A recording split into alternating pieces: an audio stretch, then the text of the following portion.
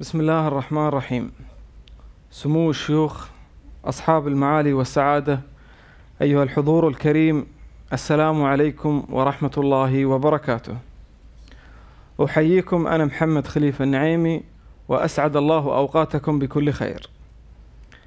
مع زوال الحدود التقليدية وانفتاح الفضاءات بين الدول وتعدد المؤشرات الثقافية، بدا واضحا لنا أنه من الضروري على دول العالم أن تخرج أجيالا تستشرف آفاق المستقبل وتهدف إلى خدمة الإنسانية، وذلك ببناء مجتمعات مستدامة تمتلك وعيا ومعرفة متحصنة بالقيم والأخلاق الرفيعة، منطلقة نحو المستقبل بطموحات وتطلعات شعوبها. أيها الحضور الكريم، نستضيف اليوم في هذا المجلس العامر الدكتورة ميشيل بوربا، والتي تقدم لنا محاضرة عنوانها لماذا أصبح تدريس التربية الأخلاقية ضروريا اليوم أكثر من أي وقت مضى. Ladies and gentlemen, I would like to welcome Dr. Michelle Borba, an internationally renowned educator, award-winning author, and a parenting, child and bullying expert, recognized for her solution-based strategies to strengthen children's empathy and social and emotional intelligence and character, and reduce peer cruelty.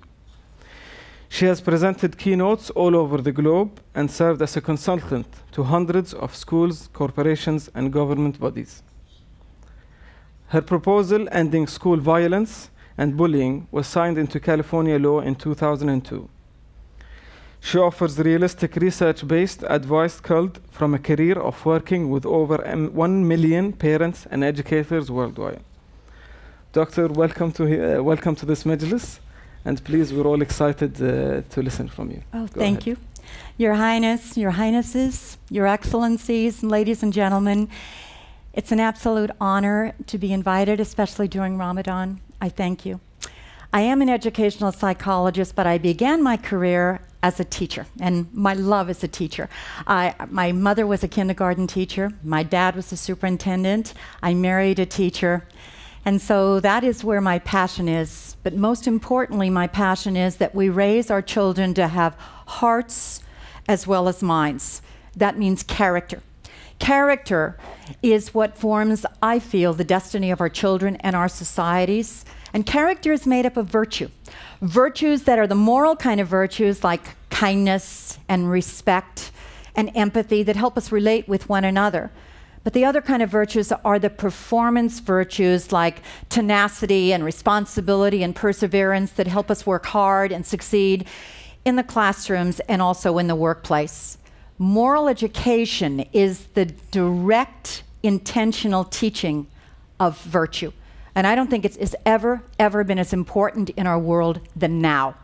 Moral education. I fear we are graduating very smart children who are armed with degrees, but too many of them, I fear, are ethically uneducated, so they're really going to be ill-prepared to handle a very diverse global new world.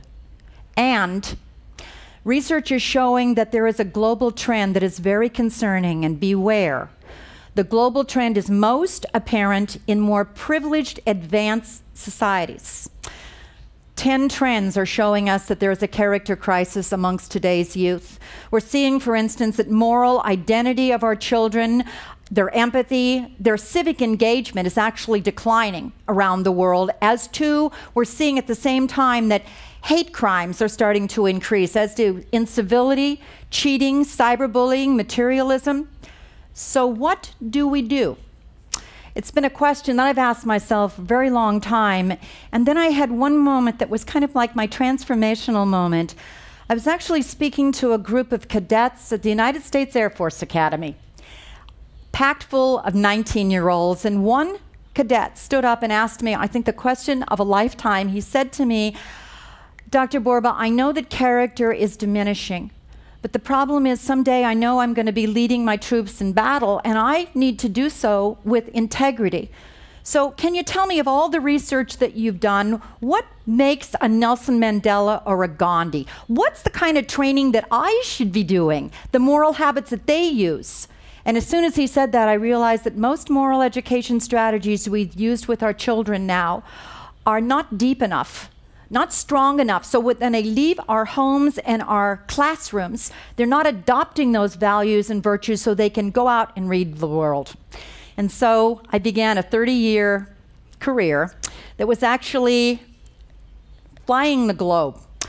There's my path. It was 4 million airline miles. I've interviewed just hundreds of researchers, observed incredible amount of phenomenal classrooms to figure out what is the best way we can teach our children to be the good at heart, so they grow up and want to make a difference in the world, to better the world. And I finally discovered the formula. It's a formula that we can use in every culture, and real moral education is made up of 3 parts. All 3 of them matter. So let's look at the 3 parts. The first thing is our children have to know what moral knowing is. They have to have the cognitive side. They have to understand virtue and goodness. The second thing is they have to have moral feeling, so they feel it in their hearts. But the last thing is they also have to have moral action or moral behavior. It's not just walking it and talking it, but doing it all together. So what I'd like to do is take you through these 3 elements so that as societies, what we can do is raise up a stronger, healthier group of children who will make a difference in the world. And it all starts with moral knowing. Moral knowing is the cognitive side. And it really is a child who understands what morality is and why it matters. And where does it begin? Actually, I see moral virtues still very strong in more rural areas. I just came back from Burma and Cambodia, where children bow to you. And even moral planks just carved into wood on trees are moral mantras. I think it's alive and well, but as societies advance and they get larger, moral knowing starts to go down, and we need to tune it up. So where do we start? It starts, I think, with all of us in this room, parents, leaders, educators, asking one extraordinarily important question. And the question is, what sort of people do we want our children to become? When we know the answer to that, it will guide as a roadmap to all our moral education. It'll help us in our classrooms, as well as our homes, as well as our national agendas. But let me be more practical. When I go into schools that I know that they're really trying to instill moral education, I see that it's been adopted. It's on planks, it's on posters, and it's on every classroom and every hallway, so that all of the teachers and the educators are sort of on the same level together. They're talking the same talk. But I'm also beginning to see it in some communities where it's on your benchmarks, it's on your plaques, so that you're all talking the same talk. But it isn't just choosing your virtues. That's your touchstones. It goes one step more. The next step is to help our children really understand it. We've got to break it down and make it memorable. And so I would suggest the next step is you choose your mantras. What are the mantras that matter most to you? In some homes, it's we always do the right thing. In some schools, it's we always stand up and we do what's right for others, or we speak up for others. Google's mantra is do no evil. So it doesn't make any difference if it's a home or a school or a nation. We all have a mantra. But let me give you the best one.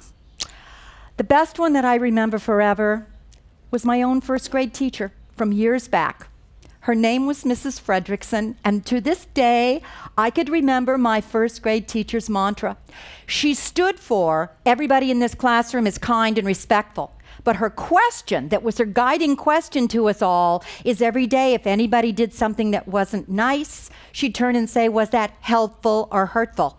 So what are you going to do to make that helpful? It was like social justice 101. But she said it so often that by the end of the first 2 weeks of school, every child was turning to the other child, was that helpful or hurtful? What are you going to do to make that helpful? That's what we're looking for, is moral knowing. So it's so entrenched in you that I can still remember that dozens of years after I left that classroom. She, by the way, was the benchmark of what a character education teacher was. It wasn't in a lesson plan that she used. She exemplified character in her own behavior patterns, and that's what we need. I've seen other examples of it, though. Let's go to Southridge School. It's a private boys' school in Manila, and it's a school that's seeped in character. Their touchstone is men of integrity. They want to raise all of their children when they graduate the school to have integrity. But how do they do it? It isn't just a mantra, and it isn't just a poster. Every child is assigned a character mentor, an adult, who sits and talks to the child periodically about their character progress, not just their academic progress. What virtues didn't you emulate today, or what did you forget? Which behaviors can you tune up? As a result, children begin to know that character matters. I fear that most of us don't talk character nearly enough to our children for them to understand it. I also fear that we're talking far too much these days about what kind of questions. What school do you want to go to? What grade did you get? What sport do you want to play? But what we need to ask our children are far more who kind of questions. Who do you want to become? Who were you kind to? Who do you admire? Who questions are inside out questions, and they help our children instill moral identity so they can act right without us. Many schools are realizing that our children are low in moral identity these days, so there's a Boston high school that has a solution. What they're now requiring of every 12th grade student before they graduate is to read Plato and then figure out who you are, who do you admire, who do you want to become? But each child must write a very sophisticated essay that takes them about 2 months to really reflect upon their identity and then present it to their community. Their community is their school. What happens is that each child, when they graduate from that school, has moral identity because they've really stopped to reflect upon it.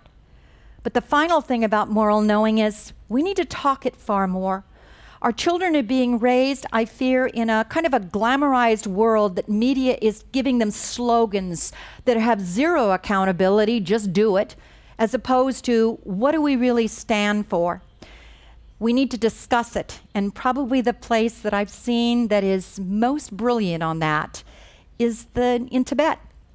It's the ancient Sera monastery, and I happened to be there one day when the monks, the students, come every weekday afternoon and they debate virtue and ethics, which is what research says helps stretch our children into moral growth and moral knowing. Now, there's always one child who is the defender, and he sits and has to answer the questions. Another student is the challenger who must ask the questions, and there's always vigorous debate. No notes or no books are allowed. They have to really know it, and they're really challenged to do deep thinking. And sometimes there's vigorous excitement when somebody gets a point across. The teachers sit to the side. The teachers only interact if there's a problem, and sometimes there is a problem when the child just doesn't get it. But what happens is that moral knowing becomes instilled. So the first part of moral education is moral knowing. It's far more intense, far more focused, far more discussing, but it isn't just that alone. Besides moral knowing, our children to become good people have to have that second piece, which is called moral feeling. It's the affect emotional side, and this is the part that I frankly am most concerned about. We need and must teach our children to care about one another, because empathy is the seeds of humanity, and we are in crisis state of what's happening around the world with empathy. University of Michigan has been tracking 72 different studies over 30 years of incoming college students. And what they found is that around the year 2000, an absolute nosedive happened in empathy. Empathy began to go down 30%. And at the same time, 40% in 30 years. At the same time, empathy started to go down. I feel with you. Narcissism, self-absorption went up 58%. What is happening is that we have been raising our children to think we, me, and not we, and we must flip it. Our children must start realizing it's a global world and we have to be concerned about other people besides ourselves. And so how do you help a child create this piece of empathy? The most brilliant example I've ever seen on empathy is far north in Canada, where I was asked to go and do an in-service. And when I walked into this classroom, the superintendent said, stay. Stay and watch the third graders because they're doing something very unique. They're learning empathy in the most unique way you could possibly imagine. Well, I'm curious. I walk in and I sit at the edge of a great big green carpet with all these third graders. And as soon as I sit down, the third graders begin to tell me very strict directions because they said their teacher is coming. Their teacher is coming, so be very careful. They said, first of all, sit very still and don't startle, because she startles really easily. I said, okay, I'll sit very still. And the next thing they said is, keep your face really kind of straight. Don't cry, or she'll cry. Now, I'm beginning to be worried about the teacher when all of a sudden I promise them I'll be on my best behavior. The door opens and in walks the teacher. It's a mother carrying her infant, 7-month-old baby. She puts the baby in the middle of the carpet, and for the next 30 minutes, I watched the most brilliant lesson I've ever seen in empathy taught by a 7-month-old baby. Now, there is a real teacher who's extraordinarily wonderful in the adult, and she begins to ask the questions to the children. How does Clara, the baby, seem to feel today? You see, Clara comes in every 6 weeks. Every 6 weeks, the children have kind of adopted Clara, and they begin to learn emotional identification off of reading off of the baby. You can't feel for somebody else unless you know she feels sad or he's frustrated. Today's world, our children are so plugged in. They're not looking at one another. They're looking down at a text instead. And so what they're doing is finding a fascinating way to teach character. First question is, how'd she seem to feel today? And the children, they zero in, they look at Clara, and one little guy said, she looks frustrated. And the teacher goes, well, how do you know? Well, her hands are like this. And the little guy next to me goes, watch out, she's going to cry in a minute. She's going to cry. Her whole face looks, she's going to cry. And one little guy said, quick, we all need to sing a lullaby. And on the spot, all these third graders start to sing this precious lullaby, and this child starts to melt, doesn't miss a beat. She starts to smile. And the little guy next to me turns and goes, Clara's learning empathy. And I look at her and I turn to the third grader and said, it isn't just Clara. I think you all are too. This is Roots of Empathy. It's by Mary Gordon. 800,000 children around the world have now been exposed to this incredible visionary. What they have learned is that when children learn empathy, exactly what the research says will happen. As empathy goes up with the children, bullying and proactive behavior patterns, pro-aggression patterns go down. And so what we're seeing is a transformation in children. When I asked the little guy next to me, why does this work? He turned and said, I think absolutely something brilliant. He said, it works because, you know, empathy is a verb. And I turned to him and said, what does that mean? He said, well, you got to feel it and see it in order to get it. And that's the lesson. We need to teach virtue far more specifically. It needs to be more active. And that's what those teachers were doing. They were also teaching not only a meaningful lesson, but they were weaving in what I consider 5 very, very critical R's in our classrooms, in our homes that help instill it. First of all, it was all seeped in relationships. It was we, it wasn't me. The second thing is that was very relevant. It was at a child-oriented phase where the children understood because they were reading it off of the baby. Third, it was real. It was meaningful. This wasn't a worksheet. They were getting it and they understood it. It was also repeated. The baby came in, you see, every 6 weeks, and so they were really understanding it, and finally it became a routine. The second one is moral feeling, and I think that is something that we all need to work on far more. As empathy goes, our society and humanity goes, but we can't instill it. The final piece, though, is moral action. Our children need to be able to understand how to act in a more proactive, pro-social way, because the real seeds of morality are in how you talk. It's what you do and how you walk. And so take a moment and go back to that cadet's question, because it haunted me. It's haunted me for quite a while. Why are some people so immensely moral? What does make a Nelson Mandela or a Gandhi or a Nobel Peace Prize winner? And I happened to find the answer. And it was in a book by a social psychologist named Samuel Oliner, who had the exact same question that I had. What makes people so moral? What Samuel Oliner did was interview 1,500 individuals who were extraordinarily altruistic, people who gave up their lives to help other people. He also interviewed Nobel Peace Prize winners, Carnegie Hall Medal winners, and he discovered something along the way.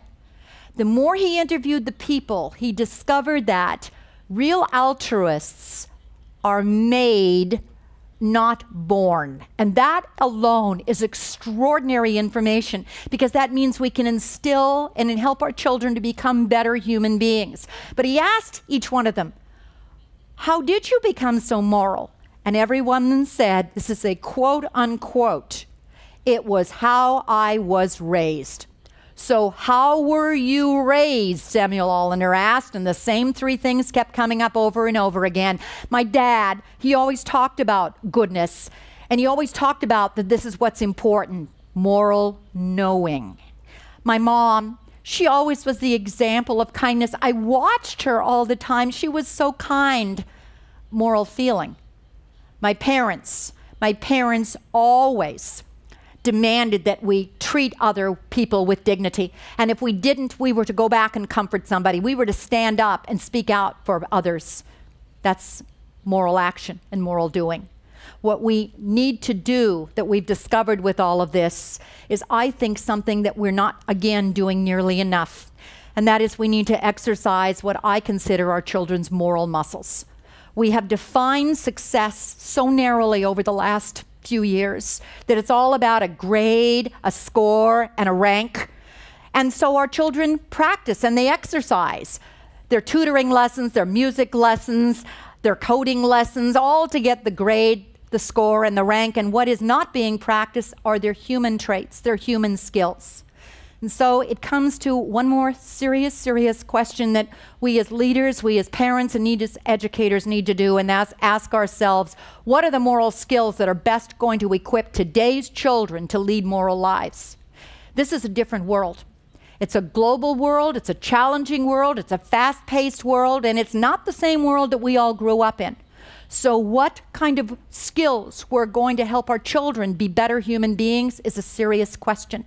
It may be different in each culture, but let me just share a couple of things that I've learned along the way. The most interesting one is in a very small country called Armenia. They sat down and they asked themselves the same question. What do we want our children to have and be? The skills. And what they came up with, problem solving, creativity, innovation, perspective taking. All right, what are they doing? They are now mandating that every child from primary age take chess. Not to breed chess champions, though they're very good at it, but to breed children of character who practice character skills. So I flew to Yerevan and I sat in the back of the room and I watched children playing chess, and I could see all of the character skills they were learning, even though I don't speak Armenian. I could see children actually moving pieces in their head. I could see children being so focused, self-control of trying to figure out where he's going to move that next piece. I could see perspective taking coming. That's brilliant. But it was leaders and educators who decided this is what our children need. One more place, the most brilliant place I've ever seen anywhere in the world, that I think is the gold standard of maybe we need to look up to, is in a summer camp on the shores of Otisville, Maine. And it's been on my bucket list for years. This is a camp where children from around the world come to for 3 weeks every summer. Where do they come from? Well, first of all, they're 14 to 16 years of age. It was started by an AP Wire reporter who was very concerned about children in a diverse world. How are they possibly going to hear and understand different points of view? And so teachers are invited around the world to nominate children who are clearly leaders. They have clear leadership traits, but when they come to this camp, they seem to be lacking some elements, which are the skills. It's the Seeds of Peace International Camp. Children come in from Jordan, from Egypt, from Palestine, from India, from Afghanistan, to Pakistan, from Britain, United States. When they arrive, they don't know anyone. But what they then do is put them into relationships where they eat together, they canoe together. They're encouraged to make one new friend from the other side, one new friend that you didn't know, to try to open up your hearts. But they do one other thing, these directors, that I think is brilliant. They sat down as a camp and directors and said, what are the skills that these kids will need if they're to become altruistic leaders? Because hopefully the goal of the camp would be these children will go back and someday, because they're leaders, become elected officials in their own countries who they can lead with integrity and have those altruistic trends. They realized they were missing some skills, and so they chose perspective taking, conflict resolution, problem solving. But every day what they do is they have the children exercise those skills. They exercise them in dialogue sessions, in dialogues with very good skilled teachers who teach them the skills. And one of the signs that I was struck with that was on every tree, it was encouraging students to stop and talk. And I think that should be mandated in every one of our homes and schools and communities, because the benchmark to empathy is just face-to-face connection, talking and understanding. I interviewed children from around the world at this camp, and I said, tell me what's so special about this place. And every child said, it's impossible to leave here being the same person you was when you came. You're transformed from the inside out. Why? I said, because you learn empathy. You learn to care about one another. How long does it take? I said, it takes about 2.5 weeks. But because you're learning how to listen in deep and try to understand where the other person is coming from, all of a sudden your heart opens. About 2.5 weeks into it is when all of a sudden you see people not as enemies. You see people that have the same feelings as you. University of Chicago has been tracking these children for 30 years, and it works. They're now going back to their countries as leaders, but they're still advocating for peace. I left this camp, and I saw one sign that chilled me. The sign is the motto of it, and it's the way life could be. And I think that's what we need to keep in mind, that we can make a difference if we look at moral knowing, moral feeling, and moral action. Character. I think it's what shapes the destiny of our children. It's what the destiny of our societies. It's the glue that holds a civilized society together, and I fear character is unraveling. The good news is moral education. All of research says science is on our side because we can help our children become people of goodness. In order to do that, though, we need to be far more intentional in our efforts. And the first thing is, I would urge you to keep doing what you're already doing. You have a vision that you've already started that I understand in the UAE, and that is moral education. Keep the sustained commitment, but do one more thing in your sustained commitment of it. Make sure that you plant those 5 R's, that you make sure that children understand it in their heads, their hearts, and their feet, so that when they finally do graduate, we will have a new generation of youth who can fight for the goodness, fight for a better world.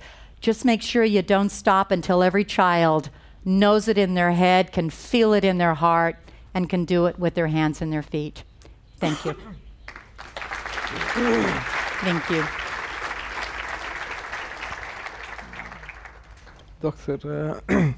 Dr. Boba, thank you so much. You're so welcome. We have to ask you first about your view and opinion on the moral education program of the UAE. We understand you have looked at it, and I think you have an opinion about it. I am very impressed with what you're doing. I had a chance to speak with some of your directors of your moral education program, and the first thing that I just love is that you've already started with your touchstones. You've identified, if you could bring the slide back up, you've already identified your touchstones here, and that's the first piece of how do we want our children to turn out is already there. And so that's the first piece that's going, and you already have an immensely wonderful piece and plan. I understand that you've already got pilot sites that are going. Yes. That are beginning to implement this. And here's my favorite story of what you're already doing.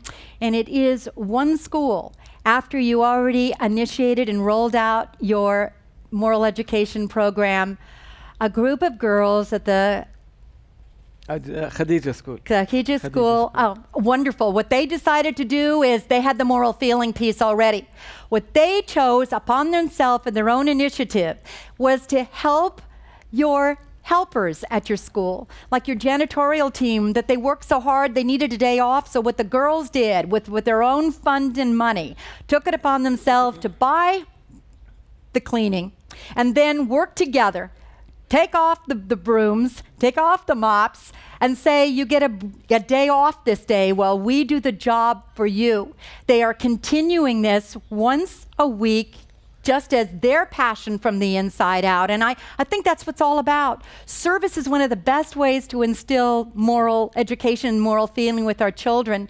The key, just look at their faces of pride that they have, is finding what ignites children's passion and then follow their lead, not ours. Indeed. Before we take more questions from the floor, I have two questions from the presentation. First one is, you mentioned about exercise our child's moral muscles. Yes. But you didn't give us any examples.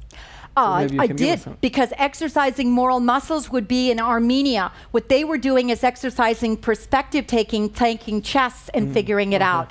The Seeds of Peace program would be exercising moral muscles by every day being in dialogue sessions to be able to learn collaboration, and it's my turn and it's your turn. It makes no difference what it is, but I've seen, for instance, some days, every day in Egypt. I just came from Egypt, and in classrooms there are community circles where every day students learn to hear it's my turn and it's your turn. Understand, just share what your idea is. It's figuring out what skills children need to be better human beings, and then every day routinely practicing that, like in listening and collaboration and problem solving, until it becomes deeper and embedded and they can do it without you. Without you is the gold standard. Hopefully. Okay, for parents, yes, this role was always the role of the parents. They had to teach them the virtues and the moral values. But today, what can we do instantly to support the Thank you for the question so much. Here's a couple of ideas that are wonderful. One of the most brilliant pieces of research just came out from York University. Reading to our children literary fiction, the stories that embody our hearts, whatever they may be. Keep reading out loud to your children at night. Not only does it build literacy, but it also activates children's emotions and empathy. Model it. For instance, you can say, I want my child to be a kind-hearted human being. One of the fastest things that you can do is model that behavior in yourself so your children have an example to catch. That would be Aristotle, who told us that hundreds of years ago. The best way to teach morality, he said, is through examples. So we need to keep doing that, two simple things, and keep talking morality, just like the examples did today. Okay, we have a question. Is there an age cutoff for instilling moral values in children had it not been done at an early age? This is the most wonderful news for all of us if you're worried about the person sitting on your left or your right. There is no age where it's too late. In fact, the entire counseling industry would go out of business if it was too late. What we need to do as we grow older is realize we need to keep building, particularly empathy and morality. In fact, one of the most fascinating things is top Fortune 500 companies are now doing empathy training for hires coming in, because they realize that the employees coming in are lacking it, and so they're trying to instill ethics and morality in the hirees coming in.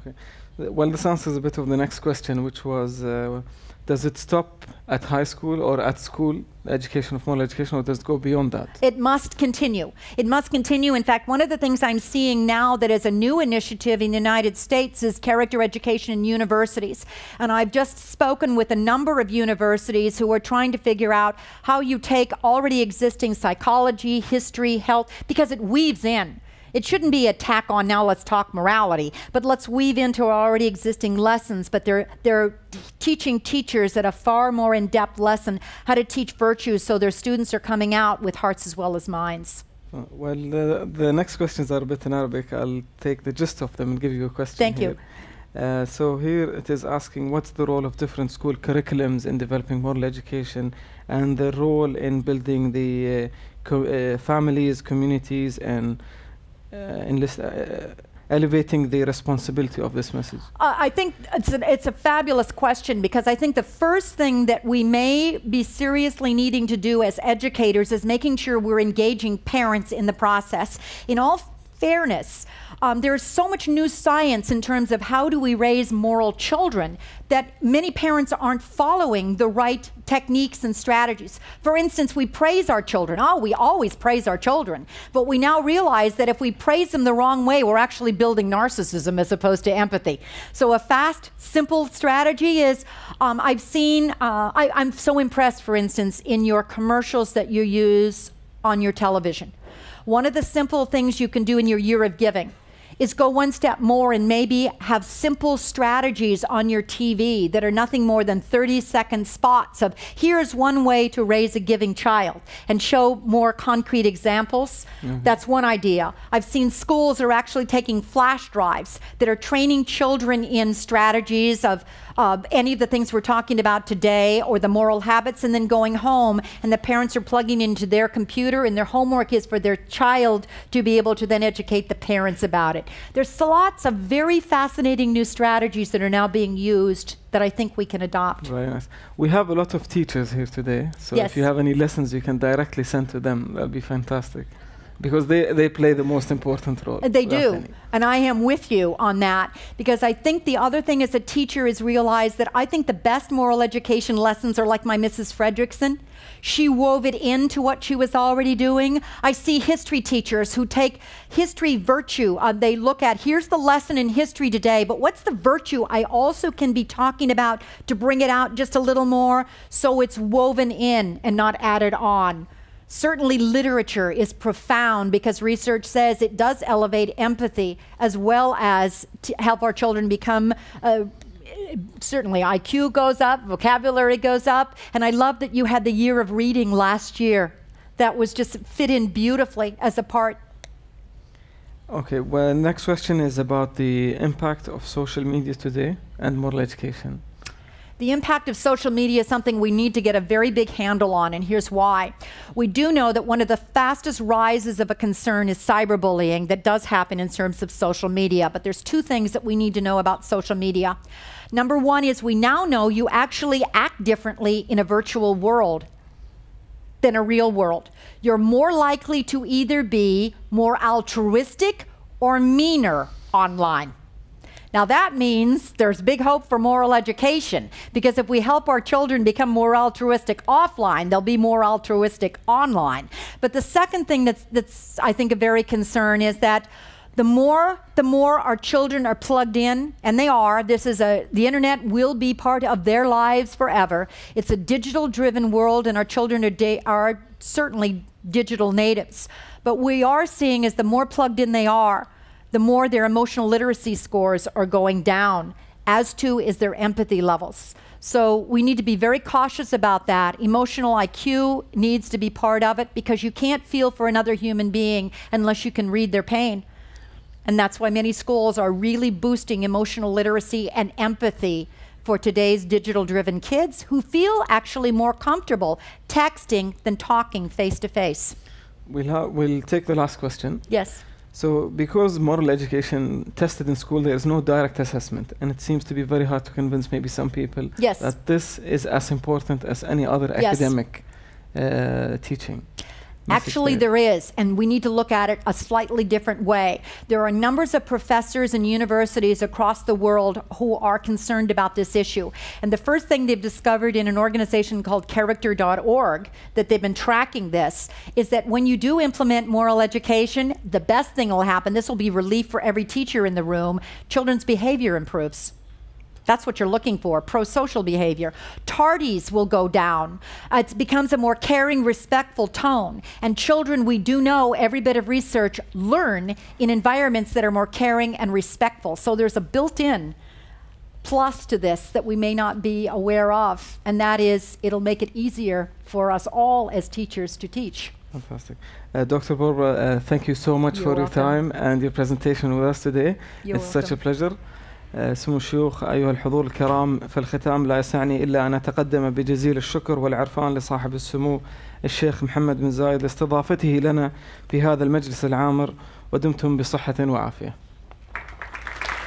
Thank you so much. Thank you.